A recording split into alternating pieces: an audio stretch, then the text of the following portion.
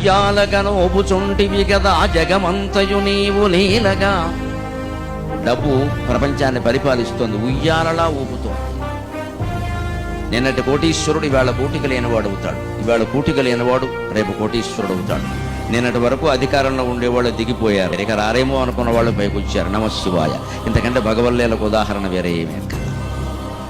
చిత్తశుద్ధి ఉంటేనే భగవంతుడు కాపాడతాడు అనడానికి నేను దేవాలయంలో కూడా నిర్ముఖమాటంగా రాజకీయంలో చెబుతున్నా.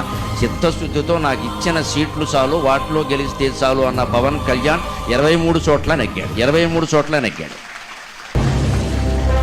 భగవంతుని ఆశీర్వచనం అతనికి, అతని పార్టీకి, ఆంధ్రప్రదేశానికి సంపూర్ణంగా లభించాలని నేను కోరుకుంటున్నాను. నాకు పార్టీలు పక్షపాతాలు లేవు, నేను ధర్మపక్షం. ఎవడో ఒప్పుకోడు 21 సీట్లకి, అంత మీ ఇమేజ్ ఉన్నవాడు.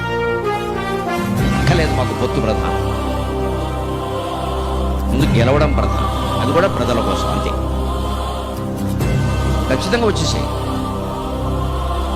ఇవాళ అతనికి ప్రాధాన్యం ఉంటుందని వేరే చెప్పక్కల్లా, లేకపోతే ఉండదు.